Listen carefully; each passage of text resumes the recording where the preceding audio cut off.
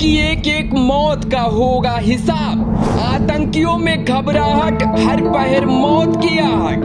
मोदी का ऐलान, डर में पाकिस्तान। ताबड़तोड़ कार्रवाई, शहबाज सेना घबराई। हिंदुस्तान का सीक्रेट प्लान, टेंशन में है नापाक पाकिस्तान। मोदी जो बोलते हो पत्थर की लकीर बन जाती है, खासकर अगर उन्होंने दुश्मन मुल्क को जब जब चेतावनी दी, समझो कि पड़ोसी मुल्क तबाह हो गया।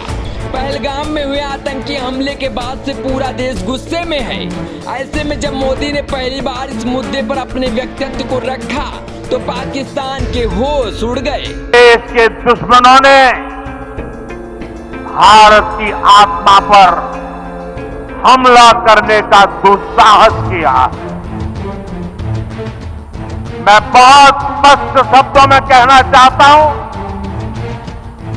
जिन्होंने ये हमला किया है, उन आतंकियों को और इस हमले की साजिश रचने वालों को उनकी कल्पना से भी बड़ी सजा मिलेगी। अब आतंकियों की बची खुची जमीन को भी मिट्टी में मिलाने का समय आ गया है। 140 करोड़ भारतीयों की इच्छा शक्ति अब आतंकी आकाओं की कमर तोड़ कर रहेगी। यही वो बयान है जिसके बाद से पाक में बैठे आतंकियों की रातों की नींद उड़ चुकी है। उन्हें मालूम है कि मोदी ने जो एक बार कमिटमेंट कर दी, फिर उसके आगे वो खुद की नहीं सुनते। जम्मू कश्मीर के पहलगाम में हुए आतंकी हमले में 26 हिंदुओं के नरसंहार के बाद भारत ने पाकिस्तान के खिलाफ ताबड़तोड़ कदम उठाने शुरू कर दिए हैं। सिंधु जल संधि को ठंडे बस्ते में डालने के बाद से ही पाकिस्तान खौफ में है। यही वजह है कि कभी घबराहट में पाकिस्तान गीदड़ भरी धमकी दे रहा है, तो कभी कुछ देशों को फोन कर उन्हें मौजूदा हालात के बारे में बता रहा है।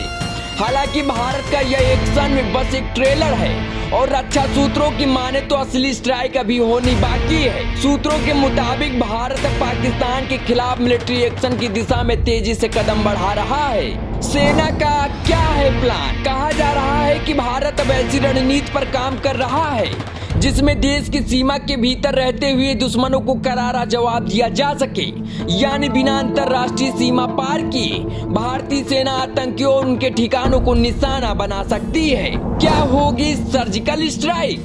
चर्चा इस बात पर हो रही है कि स्ट्राइक किस प्रकार की होगी।